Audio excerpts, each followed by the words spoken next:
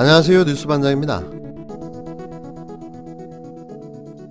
조중동의 기사를 보면 현재 진행 중인 것들이 잘 되고 있는지 잘못되고 있는지 저희는 금방 알 수 있습니다. 2일 임명된 이용구 법무부 차관에 대한 악의적 기사가 만 하루도 안 돼 단독이라는 타이틀을 달고 이곳저곳에서 슬슬 흘러나오고 있는데요. 이걸 보면 잘된 인사라는 게 분명해 보입니다. 뭐 내용은 뻔합니다. 흠집 내기, 정당성도 명분도 없는 인사라는 논리인 거죠. 4일로 다가온 검찰 징계위원회에 결정에 문제가 있는 것처럼 만들기 위한 수작입니다. 그중 가장 눈에 띄는 기사는 중앙일보가 단독으로 보도한 법무2인자 이용구, 알고 보니 원전 의혹 핵심, 변운규 변호. 그래서요, 이게 뭐 어쨌다는 거죠? 이미 이 사건은 윤석열이 중앙지검장으로 있던 시절 아무 문제가 없다고 종결 처리한 사건을 문재인 정권을 공격할 목적으로 손바닥 뒤집듯 뒤집어 범죄로 만들어가고 있는 사건인데요. 이런 부당한 사건을 변호사로서 변호를 했는데 그게 무슨 문제가 될까요? 이렇게 프레임을 엮어내는 신박한 재주는 세계 어느 언론도 하기 힘들죠. 유일하게 대한민국 조중동만 가능한 겁니다. 다시 한번 짚어 말하지만 월성 1호기 원전 폐기는 문재인 정부가 공약한 탈원전 에너지 정책입니다. 대통령의 정책까지 수사하는 이 황당한 상황을 정치적으로 이용하고 있는 게 이 수사의 실체인 거죠. 어떻게 대통령의 공약, 통치 행위까지 검찰이 나서 간섭을 합니까? 이게 정상인가요? 이용구 법무부 차관의 이력을 보면 왜 그가 임명될 수밖에 없었는지 잘 드러나는데요. 저희가 기대했던 황희석 열린민주당 최고위원과 비교해도 그의 개혁 진보성은 모자람이 없어 보입니다. 이번 인사에는 그가 판사 출신이라는 점에서 역시 판사 출신 추미애 장관과 좋은 합을 이룰 것으로 보이는데요. 20년 이상 판사 생활을 했기 때문에 현재 윤석열의 판사 사찰을 바라보는 시선도 곱지는 않을 겁니다. 또 그는 비검사 출신으로 최초의 법무부 법무실장에 임명되어 2년 8개월 동안 근무했던 경험이 있는데요. 자격면에서 누가 와서 딴지를 걸기는 힘들 듯 보입니다.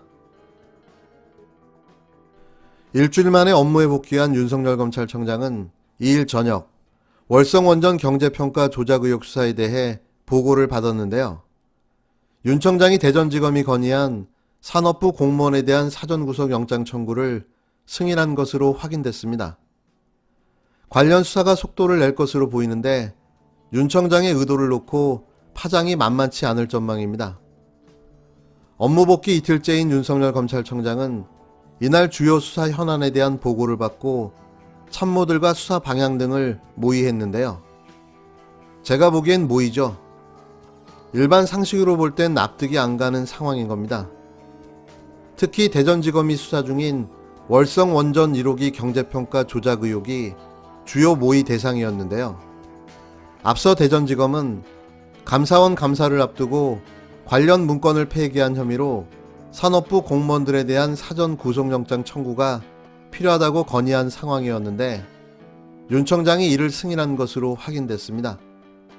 윤 청장은 앞서 지난달 중순 대전지검이 처음 영장 청구 의견을 올렸을 때는 감사 방해 혐의만으로는 구속영장 청구를 하는 것은 부적절하다고 보강 수사를 지시했는데요. 하지만 검찰 징계위원회를 앞두고 입장을 바꾼 거죠.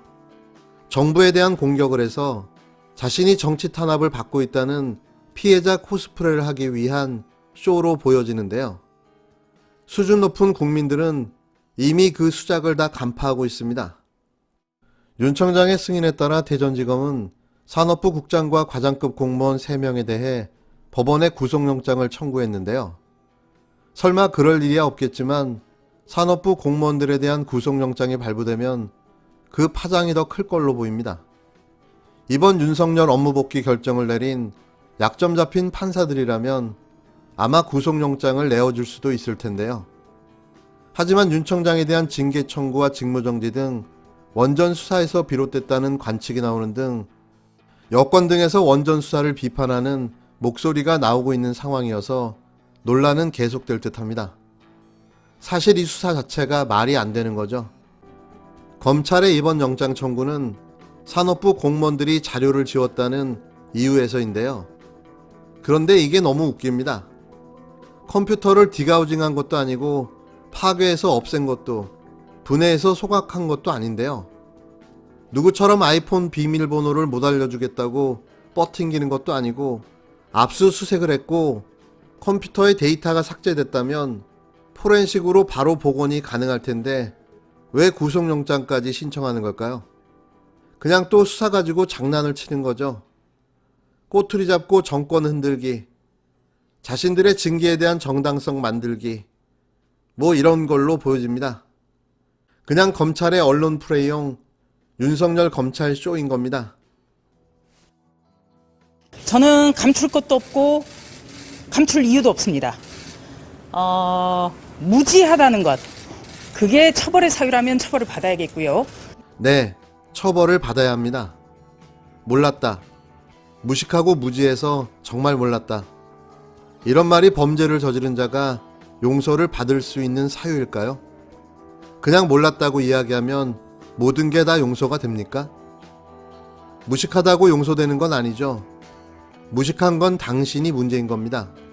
대한민국 언론사에 이름궁합으로 예언보도를 하는가 하면 자신이 정치판의 동교동 수지라 불렸다는 자뻑에 하루가 멀다 하고 소리를 빽빽 질러대며 억지주장과 무논리를 설파하며 국회에서 열일하고 계신 국힘당 조수진 의원의 이야기입니다.